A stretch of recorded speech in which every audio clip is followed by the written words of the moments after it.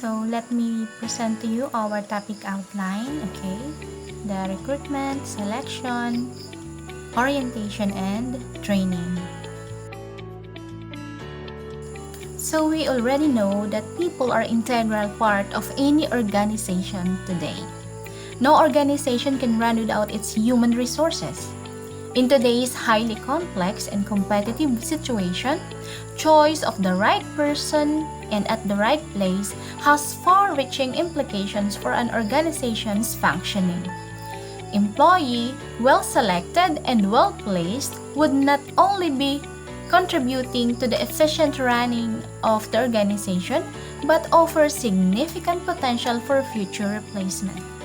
Recruitment comes at this point of time in the picture. So recruitment is a strategic function of human resource department. So recruitment refers to the process of identifying, attracting, interviewing, selecting, hiring, and onboarding employees. In other words, it involves everything from the identification of a staffing need to filling it. So this is a process po. So mula sa identification ng vacant position up to yung lahat ng nakapaloob na processes hanggang sa yung position po na vacant na yun ay ma-fill upan. And so yun, lahat ng nakapaloob na processes doon, that is recruitment. So why do we need to recruit employees? So why do we hire new staff? So we have here, the first one is to improve employee morale and mental health, bring new ideas to your company, increase the skill set of your workforce, build your capacity for new work, grow your revenue, retirement, expansion of the business, and replacement of some existing workforce.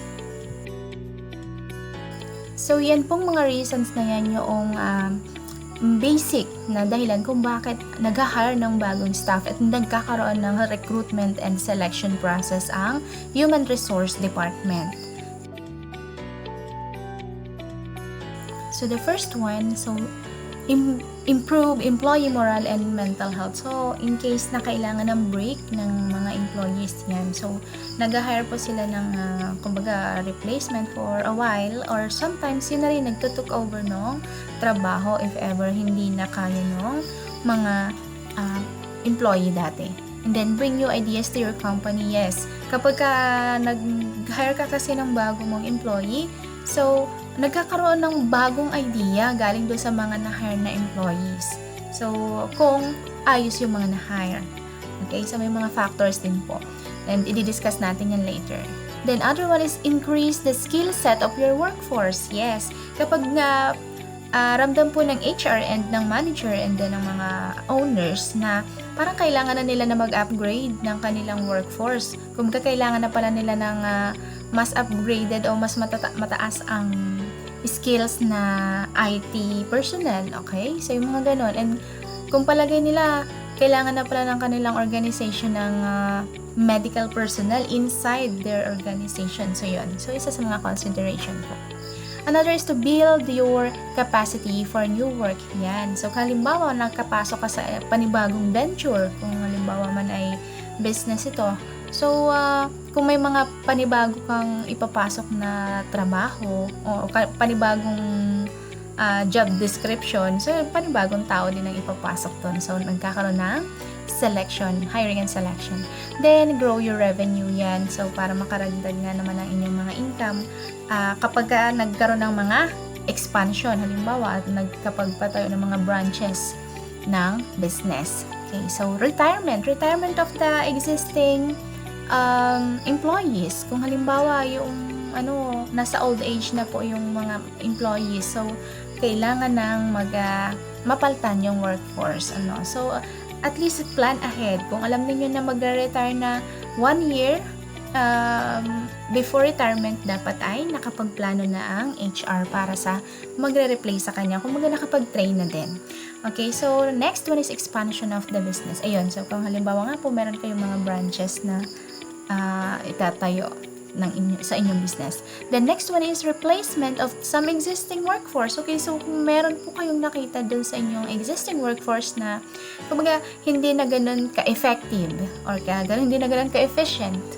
Okay, so yung mga napa-fire o kaya naman yung mga may mga issues. Okay, so yung mga hidden issues po sa organizations yan. So nagkakaroon ng replacement. We also have here hiring process steps. Okay, so ito po yung mga processes involved in hiring or in recruitment and selection process. The first one is identify the hiring need. Of course, kailangan mo munang ma-identify kung ano ba yung vacant position, ilan ang kailangan. Okay, and kailan mo na kailangan. Okay, so yun pa yung mga identify the hiring need. Then the second one is devise a recruitment plan. Yan, kailangan yan sa lahat ng organization, especially kung talagang malaki yung organization. So you really have to have a recruitment plan, yung konkreto, para po, kumbaga, masusundan. Halimbawa, yung HR ngayon, halimbawa magkaroon ng sakit, ganun, at least, yung mga pwedeng mag-took over ng trabaho niya, ay may mababasehan na hard copies ng recruitment plan. Okay, so the next one is write a job description. Of course, kapag identified mo na yung vacant position or kung ano yung position na kung hindi man siya bakante or yung i-offer mo pa lang na position, so dapat alam na ng HR yung kung ano yung mga trabaho nun, yung job description ng particular na position na yon. Okay, so dapat yun ay detailed. Para alam din po ng mga mag-a-apply kung ano yung mga possible na trabaho kapag sila ay natanggap. The next one is advertise the position. Yes, yan. Kapag kailangan nila ng malawak na kumbaga kung maraming applicants. So, pag dami kasi ng applicants, mas maganda at mas effective yung recruitment and selection process kasi mas may chance na makuha nila yung great applicants. Ano? Kasi kapag within reach lang yung kanilang advertisement, so parang kung sino lang din yung existing sa malapit. So, yun. So, better na kung kailangan ng company mo talaga is yung mga quality, yan, and the best na employee. So, better na i-expand mo ang inyong advertisement. And very common na talaga ang social media for the advertisement of the jobs. Ayan. So, advantage din naman po sa lahat ng mga naghahanap ng trabaho, yung mga ganyang social media sites. Yan. Kasi ang daming mga nag-advertise ng mga vacant positions. Okay, the next one is recruit the position. Ayan. So, pwede din po ninyong i-promote. Ayan, i-promote sa, kung halimbawa yung kailangan pala ninyo dito, na-identify ninyo kung ano yung trabaho, na-identify ninyo kung ano yung mga qualifications dapat nung employee na ipapasok ninyo. So, better kung halimbawa, maghanap kayo kung saan suitable kunin yung mga possible applicants. So, halimbawa, kung talaga ninyo, kailangan ninyo doon sa inyong company is isang magaling na engineer. So, pwede kayong pumunta sa mga lugar kung saan talaga may mga engineers. And one of the recruitment process ay yung din pong pag-advertise through campus visitation. So, kinakandak yun ng mga college schools, okay, mga universities. So,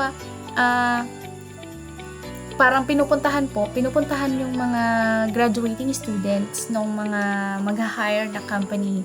Yan, and at there, parang nag-i-scout na sila ng possible nilang i-hire. Okay, the next one is review applications. Yan. So, after ma-advertise and makahanap ng mga applicants, i-review lahat ng applications. So, marami pa rin pong mga processes na nakapaloob dyan sa review of applications like shortlisting. Ayan. So, lahat ng mga nag-apply, kailangan mong ilista and i-consider is yung mga qualified. Okay, so, kung nagkaroon ng 15 na applicants, ina-number mo siya down to 20. Okay, so yun. So, ang major consideration naman sa shortlisting na under nitong review of applicants is yan nga, and initial screening is yung educational background ng applicants. Okay, so yan, educational background. So, hindi pa nila muna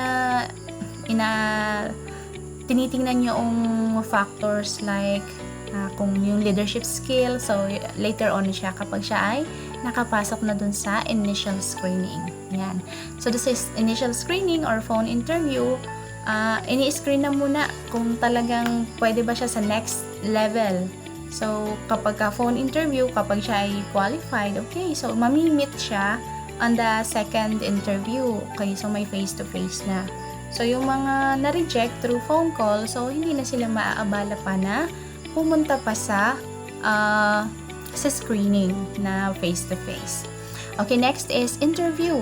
Yan, after nga naman namang ma-initial screen or through phone interview, nandyan na yung, papasok na yung first interview or second interview. Okay, so sa first face-to-face interview, ayan, so magkakaroon na ng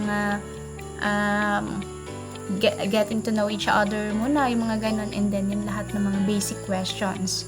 And then, i-assess sila, ayan, at magkakaroon ng mga assessments. And then, after nun, depende sa dami ng nag-apply, and depende din dun sa qualifications ng mga nag-apply kung gaano kadami pang mga interview yung kanilang daranasin. Kasi, in time, baka kasi sobrang mahirap o sobrang close ng competition.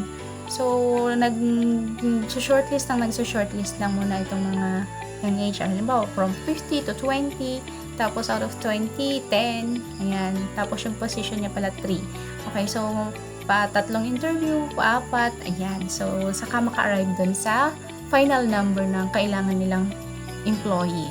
The next is background check. Yan, nagba-background check sila, especially kung talagang yung work na yun is very crucial dun sa organization. So, napakarami ng considerations.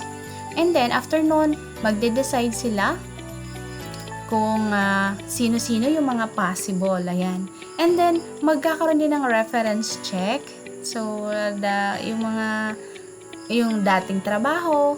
Ayan. And then, kung sino yung mga references ninyo na nilagay sa application. So, yan, napaka-crucial nun kasi talaga, may mga company talaga tinatawagan talaga yan. And then, yan. So, i-offer na yung job dun sa talagang qualified. And yan. So, hiring. I-hire na sila. Magkakaroon na ng mga contract signing and everything na kailangan before onboarding. So, pag sinabi natin namang onboarding is yung talagang papasok ka na dun sa organization. So, yung first day mo. Next one, we have here principles of strategic recruitment. Okay, so strategic recruitment means identifying the real recruitment needs of the organization and fulfilling those needs. The organizational needs are tied to the overall strategic business plan. Okay, so the needs are in terms of number, quality, and the specialized skills and talents in every area of the organization's activities. Yan, so the organization people needs range from the immediate to medium and long-term needs. So these are considerations to make in recruitment. And dahil importante nga po ang recruitment sa isang organization, so kailangan talaga ay merong recruitment strategy ang lahat ng HR. Okay, so what is recruitment strategy? So it is a physical document that outlines recruitment needs and goals and how they will be achieved. Individual recruitment strategies vary widely between different businesses, but they usually include some or all of the following. Okay, so ito po yun, yung a well-defined strategy. Yan, so dapat talaga yan ay naka black and white, and well-defined kung ano man po yung mga activities ninyo and processes in the recruitment and selection process. The next one is the pipeline approach. The most effective recruitment approach is to build a steady stream of applicants or a pipeline. In order to build a continuous talent pipeline, use a pre-need approach that includes workforce planning, branding, continuous sourcing, and onboarding. Okay, so pagdating po dito sa pipeline approach, ibig sabihin ba, sadyang meron ka nang naka-steady. So, kumbaga, lahat ng employees mo, kumbaga nakaset na siya as sa next level nila, and kumbaga magpapasa na lang din sila ng mga requirements nila, and maganda yung kung tuloy-tuloy yung paghahanap ninyo ng mga talents. Tapos kung halimbawa na-fill up na yung isang particular job, so hahanap kayo ng panibago, and kapag na-adjust na ulit, so yan, ganun lang yung process, tuloy-tuloy. So, yan. And sinasabi dito na use a pre-need approach. So, kailangan ay, kumbaga, bago pa man dumating yung pangangailangan mo sa isang employee, kumbaga, yung nakaplano ka na, may plano ka na in case na may kailanganin kang slot para sa panibagong recruitment and selection. So, the third principle of strategic recruitment is competitive. Yan. So, dapat ay yung mare-recruit natin in our organization is competitive. Kasi kung competitive yung mga nakukuha natin and effective yung ating recruitment and selection process, so may edge tayo over our competitors. So, yan. So, yun yung kasi yung tinitingnan ng mga kalaban. Kung halimbawa may kalaban sa business. Okay, so pwede din nilang masulot yung iyong magaling na employee, and pwede mo rin naman gawin yun sa mga galing nilang employee. Okay, so may mga ganun talagang chances. Okay, so kapag magaling talaga and top performer yung company, yun ay dahil din sa top performer din yung iyong mga tao na nasa sa loob, or yung mga na-recruit mo and na-place mo na mga employees. Okay, so yun dapat ay ina-upgrade pa and dinidevelop pa through training. Okay, and yun ay ating di-discuss din sa mga susunod nating topics. So the next one is employment branding.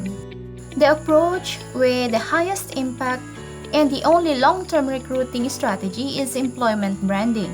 The process of building an organization's external image as an excellent place to work. By proactively making it easy for potential applicants to read, hear, or see the factors that make working of this firm exciting, and the organization can dramatically increase the number and quality of its applicants over a long period of time. So, it means kapag na-brand na yung iyong organization as napakaganda talagang magtrabaho dito, and nababalitaan nila at nakikita nila na yung mga employees ay naaalagaan, and napakaraming mga advantages over the other or over your competitors. So, maganda ng chance para makahanap ka ng magagaling na mga employees or yung mga top performer natin. So, kapag meron ka ng branding o kilala ka talaga yung organization or yung business as kilala na masaya at magandang magtrabaho doon, so yun, magkakaroon ka ng mas maraming applicants. The next one is global. Of course, for jobs that require top talent, the process must have a global recruiting capability. This is because the very best talent is unlikely to live within commuting distance of a job. Yes. So, kaya nga po kailangan natin yung mga social media sites or job advertisement platforms para maka-reach tayo ng mas maraming applicants. So, kung talagang gusto mo yung maging top ang iyong organization and makahanap ka ng mga top performers, ayan, so make it global. So mas marami dapat yung maaabot, pwedeng internationally, okay, so abroad, and ang mga employees mo ay hindi lang kung talagang malakihan kung malakihan talaga yung business. So yan, so kailangan ng mga talents galing sa iba't ibang part ng mundo. And the next one is the target employed non-lookers. Ayan. So, ano ba yung mga non-lookers? So, sila yung hindi naman talaga interested dun sa nakapost na vacant position. But then, sila yung mga top performer. Kumbaga, sila ay okay na dun sa kanilang position. Nandun sila sa competitors mo. Okay, so hindi naman talaga nila din titingnan yung offering sa kung hindi naman kailangan, kung satisfied yun doon sa kanilang organization. But then, ikaw na nangangailangan, kung ikaw yung maghahanap ng talent, and nakita mo na napakaganda ng performance ng kalaban mo, ay dahil nga, meron silang magaling doon. So, pwede mong i-target yung mga employee na gano'n, So, pwede mong kaibiganin, and i-try mo na i-recruit sila, So, may mga ganun talaga sa business world. Kailangan mong alagaan ang iyong employees at ibigay ang kanilang mga pangalan, or else, aalis sila kung sila ay ma-o-offera ng mas magandang magandang offer from the competitors. The next one is speed. Making fast hiring decisions is essential whenever a candidate in high demand decides to make a job switch. Okay, so kapag meron ka nang napili na talagang nakita mo top performer siya, so wag nang magsayang ng panahon kasi kapag siya na yung nag-decide na kung galing siya halimbawa sa iyong competitor tapos napa-apply sa'yo, so wag mo nang patagalin kasi baka magbago pa yung isip niya. So, diba, the top candidates must be hired using their decision timetable. Research shows that top candidates are off the market in less than half of the normal corporate time to fill. Okay, so kapag talaga top performer siya, so alam niya na napaka-importante niya. Kaya kung pakakawalan mo sila at kung baga magpapapetiks-petiks pa kayo doon sa process, so may possibility na makuha siya ng iba or bumalik siya doon sa dating niyang company. Sourcing is critical, so that is the next one. If companies don't utilize sources that attract a high percentage of top performers, it is unlikely they will make a quality hire. So after employment branding, effective sourcing is the most critical element of the recruiting process. Generally, the most effective source is employee referrals. Okay, then the ninth is the database decisions. Base decisions on sources, screening tools, and which individual to hire on facts and data, not emotion or even common practices. Okay, so mas maganda naman talaga kapag yung result ng recruitment and selection process ng HR is yun talagang pinaka-suited and based sa lahat ng mga data given dun sa mga curriculum vitae na binigay ng mga applicants.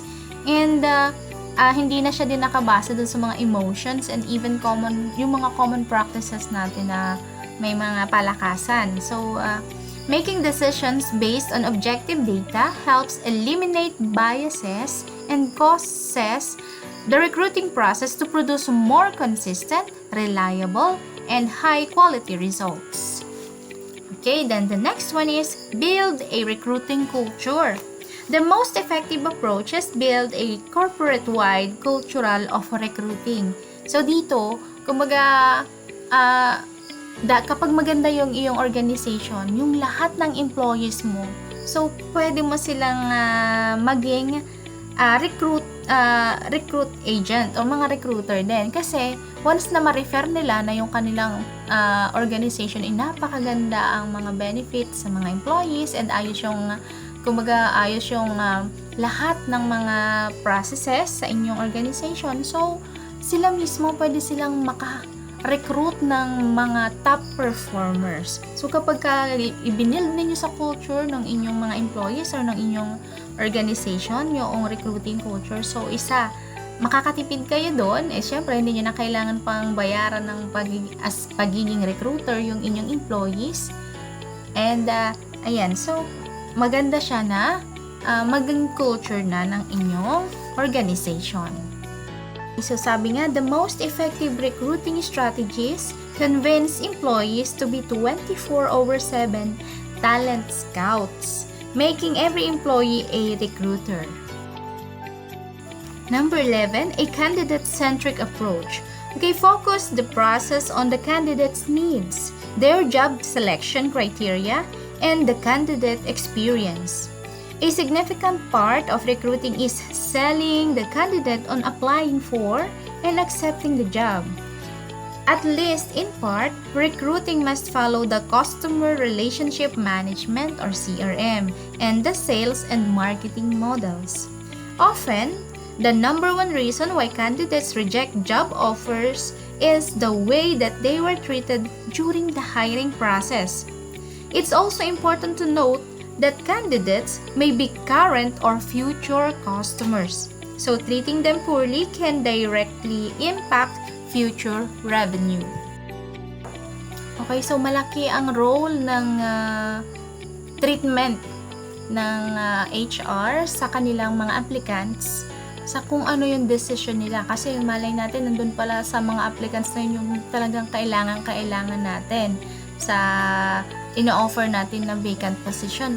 So, kapag hindi nila nagustuhan yung treatment mo sa kanila while applying for that position, so possible na umalis sila or umayaw sila dun sa pag-a-apply dun sa position dahil ino-observe na nila din eh.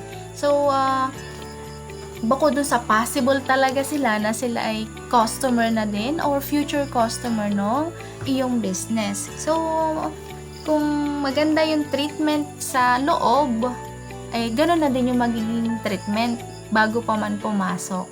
So, be a candidate-centric organization. The next one is prioritize jobs and targets. Effective recruiting processes maximize resource utilization by identifying and focusing on the positions with the highest business impact. Okay, next is the managers or the delivery system. Although corporate recruiting designs the process, managers deliver and execute a significant part of that process. As a result, hiring managers must understand its elements and support its precise execution. Companies must effectively demonstrate to individual hiring managers that they will suffer whenever a bad or butts in chairs hire is made. Next one is diversity. An effective recruiting process must include enough variation and personalization to meet the unique needs of diverse individuals from around the world. Diversity and inclusiveness are becoming not just legal terms, but critical components in building global sales. The next one is selling applicants. The very best recruiting process builds relationships with potential applicants over time in order to increase their level of trust and interest. So yan, so makikipagkaibigan ka muna kung talagang ramdam mo na siya yung kailangan mo sa iyong organization. The next one is technology. The best processes rely heavily on technology and the web in all aspects of the recruitment process. Technology can improve screening, increase hiring speed, cut costs, and provide the firm with the capability of hiring globally. So, napakalaki ng role ng technology para sa development ng isang organization and isa nga sa kailangan is yung ma-reach yung mga top performer applicant. Integration. Recruiting processes must be integrated with other HR processes. Those recruiting processes that operate independently rather than in unison with other HR functions like relocation and compensation produce diminished results. Now, talent shortages. Although industries often face talent shortages, individual firms can actually have a surplus of candidates if they have a strong employment brand, a great referral program, and a candidate-friendly hiring approach. Now, we have remote work options. Offering candidates remote work options dramatically increase the candidate pool. Firms that have the capability of managing candidates who work from remote locations have a distinct competitive advantage. They can attract the top performer who doesn't live in the area, who desires working at home, or who isn't willing to make a long commute. Yan. So, kapag ka sila ay yung mga nag-a-apply ay na-grant na doon na lang sila sa bahay nila magtatrabaho. And so, yun, mas gusto nila yung ganong setup. So, mas nakukuha nila yung mga top performers sa ganong mga ino-offer, yung mga work from home.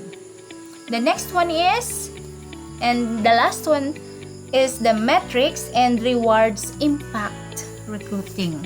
Okay, so every aspect of recruiting improves dramatically when managers and employees are measured, recognized, and rewarded for their contribution to recruiting. By convincing senior management and HR to place metrics and rewards on key aspects of recruiting, companies send a clear message about its importance. So, yan lahat yung mga principles of strategic recruitment. We now have the types of recruiting. Okay, so the first one is internal recruiting, retained recruiting, contingency recruiting, staffing recruiting, outplacement recruiting, and the last one is the reverse recruiting. Internal recruiting involves filling vacancies with existing employees from within the organization. So, yung lahat lang ng existing and nakapasok na sa organization, sila lang yung may chance na makapag-apply and makakuha ng vacant position. The next one is the retained recruiting. When an organization retains a recruiting firm to fill a vacancy, they pay an upfront fee to fill the position. The firm is responsible for finding candidates until the position is filled. Okay, so retained lang muna.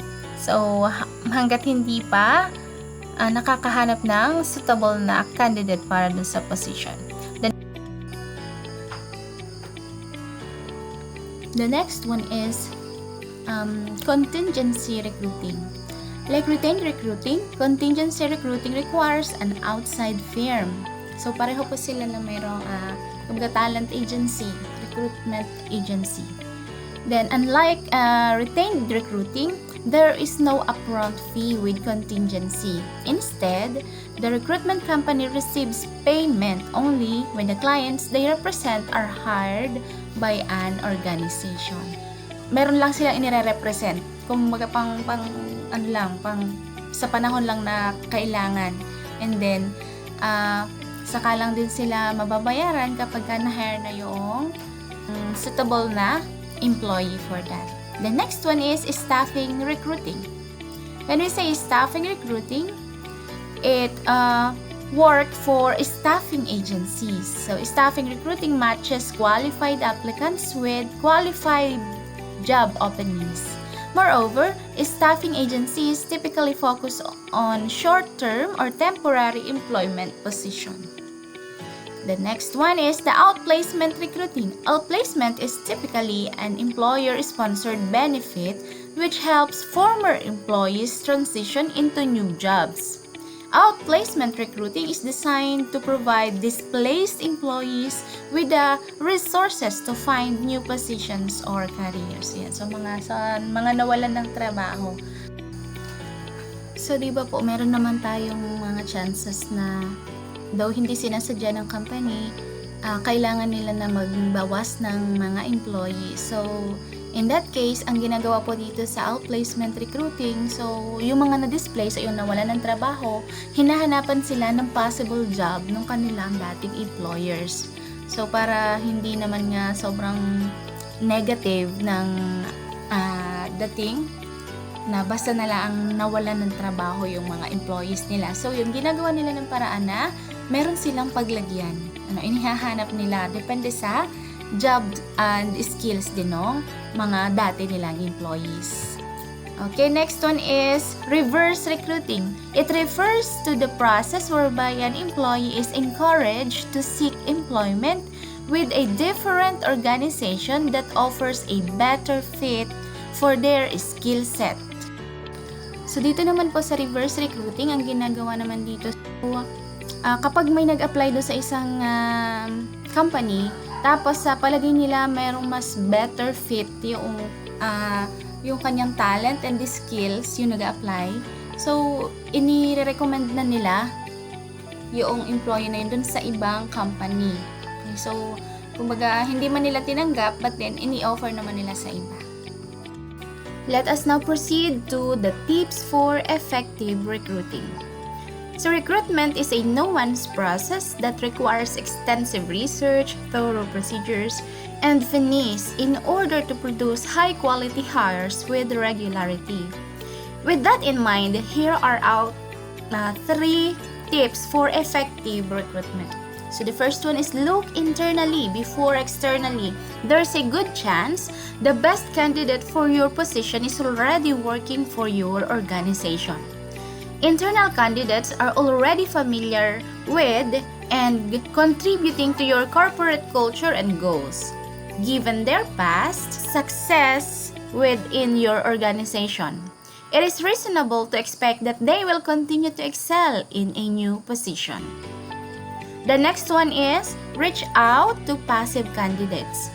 There is a good chance your ideal candidate is not actively looking for a new job and will not respond to your job board ad. Why? Because they're likely already employed elsewhere. After all, why wouldn't your competitors also want to employ your ideal candidate? Therefore, effective recruiting requires you to look outside for your applicant pool for top talent. Encouraging your staff to attend industry conferences and participate in professional organizations, developing relationships with local university business schools or other relevant departments, searching social media for strong resumes from candidates who might not be actively looking for a new job, and encouraging your employees to refer people they know. And the last one is hire the sure thing. According to 2 authors and experts, you should hire the person who is already excelling, doing the exact job in your industry. Past success, in other words, is the best indicator of future success.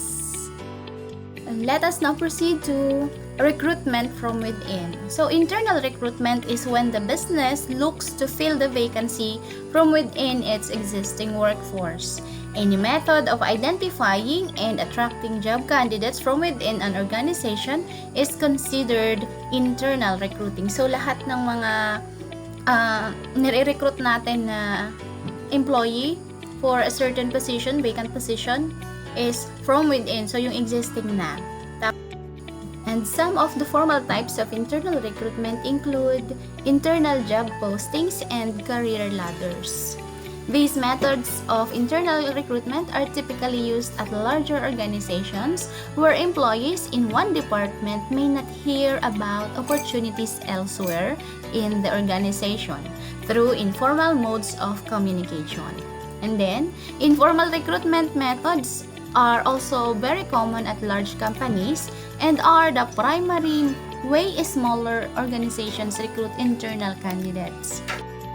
Internal job boards are online job boards or physical locations in a workspace where jobs can be posted. They function just like job boards at an employment agency or online, with the exception that they are limited to only current employees. Career ladders are a popular human resource tool used not only to recruit internal candidates but to offer motivation to employees in the form of career path. Okay, so yung kumbaga yung mga promotion ladder, paakyat. Okay, so yun na yung isa sa mga ginagamit na encouragement sa mga present employees. Before we proceed with the advantages and disadvantages of internal recruitment, So we have here first, the 4 reasons why companies are concentrating on internal recruitment. First, it's cheaper. So mas mura naman talaga kung yun na lang nasa loob. Hindi ka nagagastos and you have all the means para mahanap yung mga information about that employee. So companies who hire internally save money on recruiting fees, training, the opportunity cost of not having the position filled, advertising, so yan, referral bonuses, travel, and relocation. The second one is it is quicker. The entire process from reviewing a job description to advertising to potentially paying a recruiter to interviewing several candidates to completing an actual hire easily takes months for external hires. For an internal hire, the process can be over and done within a few weeks. So it is quicker. The next one, it works out better. It's easier for employees to succeed at a new job in the same company because they already have connections and knowledge about how work gets done. And the fourth one is it is good for employee morale. Employees are frustrated when a new role is taken by someone from the outside. If they feel as if they can't move up in their own company, they are far more likely to move on. Promoting internally encourages employees and shows them that they have a future at the company. Therefore, serving as a retention tool. Yes, ito yung isa sa mga inaay kasi kapag ikaw ay beginner doon sa company, tapos nakikita mo na yung mga seniority mo is nagkaka-chance ng promotion and nakukuha nila yung mga higher position. So, yun. Nai-encourage din yung lahat ng mga yung mga employees na ma-retain. So, hindi sila hahanap ng ibang company para pagtrabahuhan dahil alam naman nila na kapag pinagbuti nila yung trabaho nila doon ay may possibility na makuha nila yung promotion. Now, for the advantages, first, it is easier to assess applicants since more information is available. 2. Less costly and quicker than an external search. 3. Promoted employee is already familiar with organization policies and culture. 4. Signals to employees that career opportunities exist in organization. 5. Improve employee morale and organization loyalty. 6. Lower costs for some jobs. And 7. Less likely to make major changes and upset the apple cart. And the disadvantages are, first, narrowing of thinking and stale ideas. Okay, so that is inbreeding kasi hindi na makakuha ng information and ideas from the outsiders. Kasi kung ano na lang yung meron sa loob, yun na lang at yun. Then the next one is may not help turn company around kasi kumbaga wala na kayong possible innovation and possible changes kasi kumbaga kayo kumpante na sa isa't isa.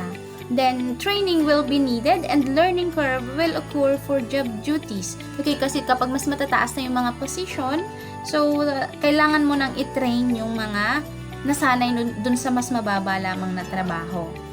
Okay, so next is internal politics will occur. Example, possible discontent of rejected applicants, new subordinates, discount new boss knowledge, and expect special treatment. Okay, so kapag kasi dito, yung politics talaga sa isang organization, hindi nawawala. Kapag ka ikaw ay yung dating, kumbaga, kalaban dun sa posisyon na yun, so medyo magkakaroon ng iringan o kaya naman medyo lalayo ang loob sa isa't isa. And, kumbaga, kung mataas yung position, boss na yung dati mong kasamahan, naka-level mo lang dati, parang may mga feeling na hindi ganun kataas yung respeto kasi dati lang naman nga kasama nila. Okay, so may mga ganun talaga. And nag-expect ng special treatment yung mga mas mataas, yung mga na-promote. Yan. The next one is difficult to do with the rapid growth. Affirmative action goals may be more difficult to achieve. And ripple effect, a situation in which one event causes a series of other events to happen. And number 8 is smaller talent pool, fewer applicants. So those are the disadvantages of recruitment from within. The next one is recruiting outside the organization. External recruitment is the assessment of an available pool of job candidates other than existing staff to see if there are any sufficiently skilled or qualified to fill and perform existing job vacancies. It is the process of searching outside of the current employee pool to fill open positions in an organization. So we have 9 advantages of recruiting from outside. The first one is it provides new ideas or fresh perspectives. 2, may bring new insights from other industries. 3, initiate a turnaround. 4, hiring experienced employee can reduce training needed.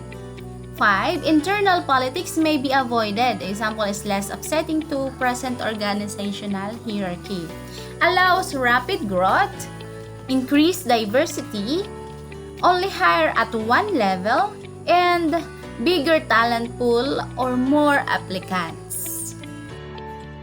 So for the disadvantages, less information available on the applicants kasi kung ano lang yung nakalagay sa resume nila, yun lang din yung makikita ng mga employers. Next one, search takes longer and costs more.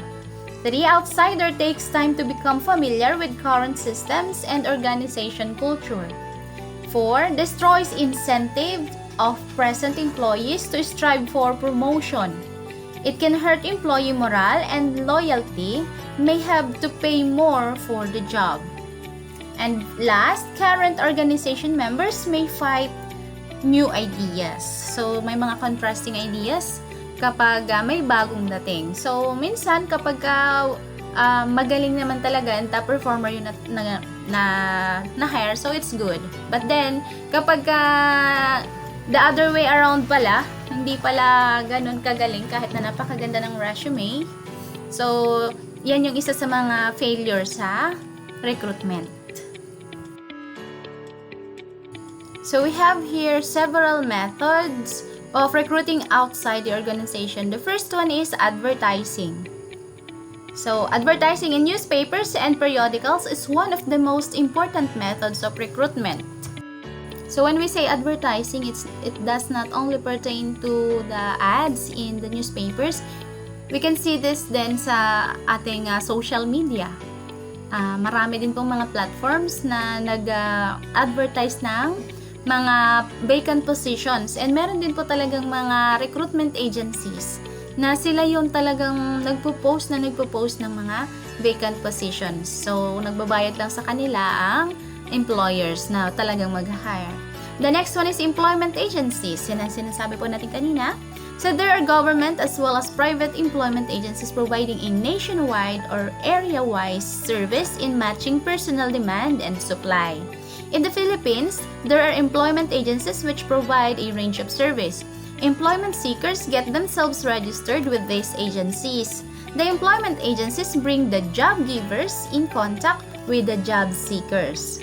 Employment agencies are well registered, well regarded, particularly in the field of unskilled, semi-skilled, and skilled operative jobs. However, in the technical and professional area, private consultancy firms provide recruitment facility. The next one is gate hiring. In a country like ours, where there is a large number of unemployed people, it is usual to find job seekers crowding the factory gates. Whenever workers are required, the people are available at the gate and are recruited in necessary number. This method can be used safely for unskilled workers. Educational institution. Direct recruitment from colleges and universities is prevalent for the recruitment of staff. Many big organizations maintain a close liaison with educational institutions for recruitment to various jobs. Various recruiting groups develop a systematic formal university recruiting programs. They hold preliminary on-campus interviews and select one or some students for final interview, mostly at their offices. Next one is employee recommendations. In order to encourage existing employees, some concerned have made a policy to recruit further staff only from the applicants introduced and recommended by employees or employees union. Other conditions being equal, preference will be given to friends and relatives of existing employees. The sixth is the labor unions. In many organizations, labor unions are regarded as a source from which to recruit manpower. This facilitates increasing the sense of cooperation and in developing the better industrial relations. 7. Waiting lists. Many organizations prepare waiting lists of candidates who have gone through the recruitment process but who have not been employed for the time being. When the need arises, such candidates may be called for employment. Number 8. Field trips. An interviewing team makes trips to towns and towns which are known to contain the kinds of employees required by the enterprise. Arrival dates and the time and venue of interview are advertised in advance. 9. Unsolicited applications. One of the important sources of recruitment is unsolicited applicants who send their requests for appointment against a vacancy, if any. By appointing such casual callers, the employer saves not only the selection and training costs, but also expenditure in the form of pension, insurance, and fringe benefits. And last, ex-employees. Ex-employee means persons who have even worked in the enterprise and have left the organization and now eager to return. Such employees having good record may be preferred. They will require less initial training. Let us now move to employee outsourcing. It is the practice of having certain job functions done outside a company instead of having an in-house department or employee handle them. Functions can be outsourced to either a company or an individual. Employee outsourcing is a practice that many companies around the world are adopting to achieve greater organizational flexibility, improved efficiency, reduced overheads, and a hassle-free HR management. So here are some reasons for employee outsourcing. The first one is they are having trouble finding great candidates. So if the organization is serious about finding great candidates and getting those positions filled, then they may outsource their recruiting to source candidates in more places to improve their employment branding and or work on the job descriptions for these positions. The next reason why organizations outsource their employees is that it's taking time and resources away from core business. Not everyone is in the hiring and recruiting business, and even though most companies have some sort of recruiting function, sometimes it could take away from a business score. This is especially true for smaller companies who might not necessarily have someone on staff to just work on recruiting. Here, outsourced recruiting helps them by allowing a consultant or a provider to do what they do best without taking away from what the rest of the company does best.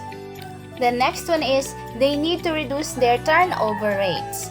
So the turnover rate is the percentage of new hires that leave within a designated period, say the first month or two of the position. A high turnover rate can hurt a company's bottom line and is often a sign that there are bigger problems with the company's recruiting functions, problems that aren't necessarily fixed by increasing the salary or by doing a better job interviewing, although both might help. In this case, an organization may outsource its recruiting to a recruitment process outsourcing firm to reduce the turnover rate as well as fix those bigger problems. One is it levels the playing field. Startups and smaller companies will outsource their recruiting because they don't have the resources in-house to keep up with larger competitors. By outsourcing, they can level the playing field and not have to worry about losing good talent because the competitor did a better job of selling the position or offering better benefits. Next, their current recruiting functions are out of control. Companies who are on the fast track or face seasonal cycles often have recruiting functions that are tough to handle. Fast-growing companies are having a hard time keeping up with their hiring and recruiting, while those that are seasonal may need to hire many people very quickly, only for the rest of the year to be slower. Outsourced recruiting helps these companies handle the fluctuations or could serve as a temporary solution to a temporary problem. Sixth, they need to cut costs. Companies outsource recruiting to reduce their costs, whether that's labor costs, capital costs, or perhaps costs from the previous reasons. Perhaps, unfortunately, they can't justify the staff anymore, or the company has already spent too much money on headhunters and recruiting fees that they're looking for another way. Maybe the organization didn't do a good job of creating a standardized approach to hiring, so outsourcing will provide the organization needed. Let us now tackle about the advantages of employee outsourcing. So we have a lot. So the first one is cost saving. Next is staffing levels, focus, morale, flexibility, knowledge, accountability. So for the cost savings, many businesses embrace outsourcing as a way to realize cost saving or better cost control over the outsourced function. Companies usually outsource to a vendor that specializes in a given function and performs that function more efficiently than the company could, simply by virtue of transaction volume. Then, staffing levels. Another common reason for outsourcing is to achieve headcount reductions or minimize the fluctuations in staffing that may occur due to changes in demand for a product or service. Focus. Some companies outsource in order to eliminate distractions and force them to concentrate on their core competencies. This can be particularly attractive benefit for startup firms. Outsourcing can free the entrepreneur from tedious and time-consuming tasks, such as payroll, so that he or she can concentrate on the marketing and sales activities that are most essential to the firm's long-term growth and prosperity. Next is morale. This is an often overlooked but still notable benefit that can sometimes be gained by initiating an outsourcing relationship. Often, a business' lack of internal expertise or dedication to non-core tasks results in poor attitudes and ultimately poor performance that can lead to overlap and duplication of internal efforts. An effective design and ongoing communication process emanating from one or more outsourcers can greatly reduce or eliminate these duplications. Flexibility. So still others outsource to achieve greater financial flexibility since the sale of assets that formerly supported an outsourced function can improve a company's cash flow. A possible pitfall in this reasoning is that many vendors demand long-term contracts, which may reduce flexibility. The next one is knowledge. Some experts push outsourcing of computer programming and other information technology functions as a way to gain access to new technology and outside expertise. This may be a particular benefit to small businesses, which may not be able to afford to hire computer experts or develop the in-house expertise to maintain high-level technology. When such tasks are outsourced, the small business gains access to new technology that can help it compete with larger companies. And the last one is accountability. Outsourcing is predicted on the understanding shared by business and vendor alike that such arrangement require quality service in the exchange for payment. Paying for a business service creates the expectation of performance. Outsourcers are well aware that this accountability is both practical and legal, with financial implications. The same cannot be said for internally provided functions. And now for the disadvantages of employee outsourcing. The first one is exposure of confidential information. 2. Difficult to manage. 3. Redundancy of work or lack of quality. 4. Outsourced can't give 100% attention. 5. Might have hidden charges. 6. Lack of customer focus. And last, misunderstanding on contracts and other things under outsourcing recruitment. Let us now proceed to employee selection. So the first one that the HR is doing before identifying and selecting employee is that the pre-employment screening. So pre-employment screening is a component of the employee selection process that involves evaluating and verifying an applicant's job-related qualifications and identifying potential hiring risks, the results of which can be used to make better hiring decisions. When performed correctly, pre-employment screening enlightens hiring decisions with a holistic view of an applicant's past that is tempered by the risk profile and requirements of the job. So, pre-employment screening refers to the process of investigating the backgrounds of potential employees and is commonly used to verify the accuracy of the applicant's claims as well as to discover any possible criminal history, or workers' compensation claims, or employer sanctions.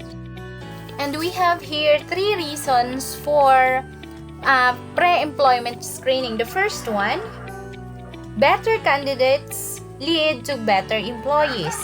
Employers who utilize pre-employment screening as a part of their recruitment process realize a number of important benefits. One of those benefits is a general improvement in the quality of applicants, which ultimately leads to better workers, higher productivity, increased quality, and lower employee turnover.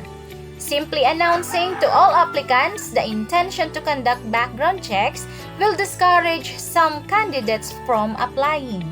Equally important, the announcement will encourage some high-risk candidates with criminal backgrounds to eliminate themselves, which saves time and money in the recruitment process. Conversely, the announcement does not discourage good qualified applicants who know their background check will not reveal significant problems. Second, reduction in non-violent employee misconduct. Another reason for pre-employment screening is a reduction in non-violent employee misconduct in the workplace. Non-violent employee misconduct can include theft of company or customer assets, fraud, drug possession or solicitation, and identify theft or other confidential information abuses. In addition to the obvious financial impact, these acts can result in lost customers, deflated employee morale, and company brand and image destruction. And the third one, reduction in the risk of negligent hiring litigation. Negligent hiring is a legal theory under which employers are held responsible for injuries caused by their employees if the employer failed to take reasonable care in the employment selection process. The employer can be held liable even if they did not know about the employee's history, if it is determined that they should have known. An employer may be found liable if the employee injures a co-worker, customer, or member of the general public even if the employee is not acting within the scope of their job duties when the injury occurs. Matching people with jobs. Matching people to jobs is critical for superior performance and retention. It is difficult and aggravating to hire the wrong candidate. Poor job fit results in lost productivity and excessive attrition, both costly issues for today's organizations. Employers don't want to have to advertise their jobs, and job seekers don't want to have to search through job postings to find employment. So job matching is the science of carefully defining superior performance in each position and using objective criteria to determine who is hired. The process goes deeper than conventional employment methods to create the most comprehensive definition possible of why a job exists. It's the science and the art of carefully matching the right person to the jobs that's ideally suited for them. So, employment test. A test can be defined as a standardized series of problems or questions that assess a person's knowledge, skills, abilities, or other characteristics.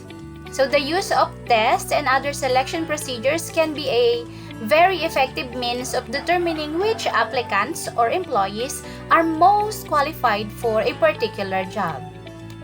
Employment tests are the best possible tool in understanding the capacity of the candidate to adjust with job requirements. The following are the roles of employment tests. 1. Elimination of incompetent and unsuitable candidates becomes easily possible. Second, psychological, mental, and analytical capabilities of a person are identified. Next, it can be used as a tool to understand the nature of a person and their career development. Fourth, analytical, rational, and objective comparison between the candidates is facilitated. 5. Accuracy and perfection in the selection procedure can be achieved. So, the following are the reasons why we should consider testing. The first one is hard to get information can be obtained through testing. Second, individuals are treated equally. Third, there are lots of applicants. Fourth, the cost of making a mistake is high. And fifth, the job requires attributes that are hard to develop or change. Okay. So, those are the reasons why we should consider testing in pre-employment. On the other hand, we also have some reasons why some organizations do not want testing. So, the first one is the cost. So, employment testing ranges from inexpensive to very expensive. You have to have the budget to incorporate any instrument into your hiring process. The next one is one-off position. Tests may not be the best choice if not many individuals are being considered in a particular employment decision. And the last one is comprehensive process in place. If you have a quality decision-making process in place, and a test would simply add costs and time with no gain in decision accuracy. So hundreds of tests are available to help employers in making decisions. So the following are some of the usual employment tests being conducted by employers in selection. The first one is assessment center. So here, it can be designated to measure many different types of job-related skills and abilities. Next is biographical data. It typically uses questions about education, training, work experience, and interest to predict the success on the job. Third is cognitive ability test. Uses questions or problems to measure ability to learn quickly, logic reasoning, reading comprehension, and other enduring mental abilities that are fundamentals to the success of the job. The next one is integrity test. Assess attitudes and experiences related to a person's honesty, dependability, trustworthiness, reliability, and pro-social behaviors. Next, interviews. Vary greatly in content, often used to assess such things as interpersonal skills, communication skills, teamwork skills, and can assess job knowledge. Job knowledge test. Use multiple choice questions or essay type items to evaluate technical or professional expertise and knowledge required for specific jobs. The next one is personality test. It measures traits related to behavior at work, interpersonal interactions, and satisfaction with different aspects of work. Next one is the physical ability test. Typically used tasks or exercise that require physical ability to perform. And the last one, work samples or simulations. Require performance of tasks that are the same or similar to those performed on the job to assess their level of skill or competence. We now have employment interviews. So the first one is one-on-one interview. One-on-one interview between the candidate and a hiring manager.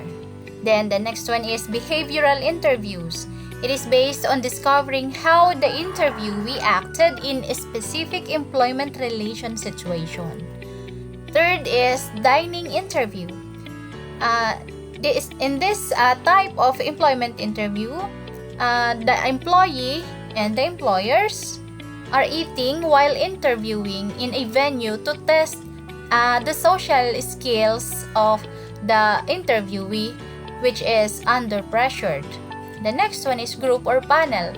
When an applicant has been interviewed by a group or panel of interviewers. So that is called group or panel interview. The next one is interviews in a public place. In this kind of interview, it can be conducted in a coffee shop or a restaurant or public place. So, open job interview. Interview where companies accept job applications during a block of time when all applicants can attend.